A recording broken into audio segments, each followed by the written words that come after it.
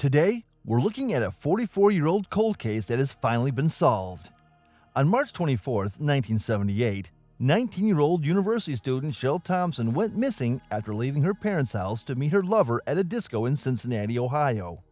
2 weeks later, her rotting corpse was located on the Little Miami River in Ohio. Did Cheryl die while swimming, or was she killed?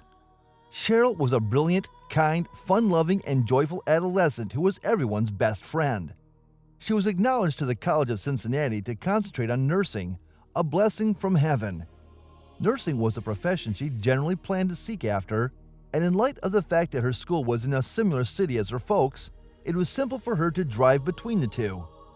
Be that as it may, things took a dim turn in the spring of 1978. Cheryl made plans to meet with her boyfriend at the Gatsby Disco located at 3225 Madison Road, Oakley. She also let her friend Laura know about her plans, and Laura agreed to join her at the disco.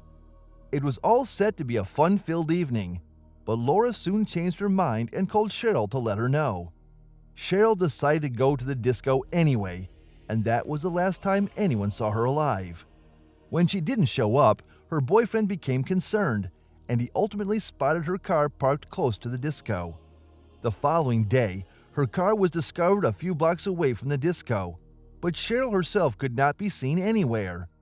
As the weeks passed, her friends and family and companions needed to persevere through the pain of her passing. Her folks died while never figuring out who was answerable for the disastrous passing of their girl. However, her siblings, Bill and Dan, never surrendered trust that her sister's executioner would be dealt with.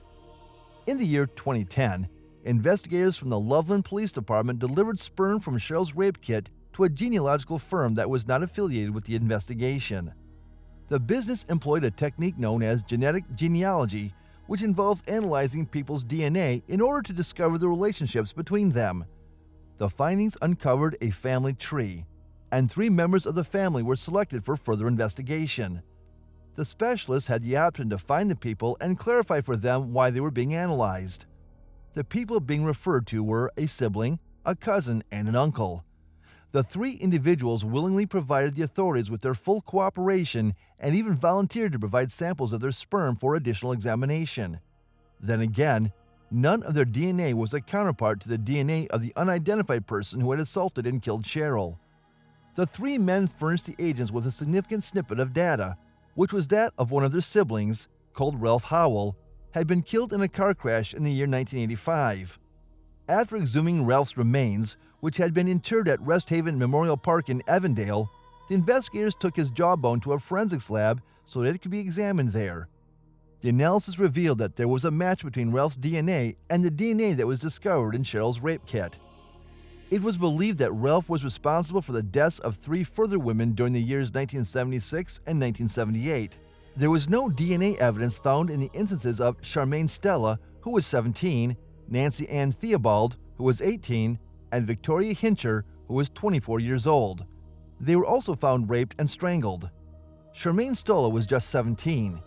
Ralph was charged with 1 case of aggravated murder and 1 count of rape, but there would be no trial for him because he had passed away in 1985. He was indicted on both counts. The Loveland Police Department and the BCI deserve praise for their diligent hunt for Cheryl Thompson's murderer. As a result of their efforts, Cheryl's family may now find peace more than 40 years after her death. Even though Ralph had already passed away, the investigators visited Cheryl's family and informed them that they may give the evidence to the jury if they want additional closure. The family consented to this proposition. The indictment of Ralph provided closure for Cheryl's family and friends, and for many individuals. Knowing that someone was charged with Cheryl's murder helped resolve the situation. Cheryl's passing was a misfortune. She had a long and promising life to look forward to. However, she was taken from this world too early to appreciate it. Numerous young ladies have met the same tragic end, and it is really unfortunate that the majority of their murderers are still at large. This case shows that it is so vital to utilize complex DNA innovations to settle cold cases, and it offers families and companions of casualties new expectations that they may one day have the option to discover a goal for their enduring of some kind or another. As we wrap up this video, we need to advise you that chilly cases like Cheryl's can be settled, and we ought to always remember about the people in question and their families. On the off chance that you have any data about a virus case, it's not too much trouble. Approach and offer what you know. It could make a difference and bring closure to a grieving family. Thank you for watching this video, and please leave a comment below with your thoughts on this case. Don't forget to like, share, and subscribe to our channel for more intriguing content.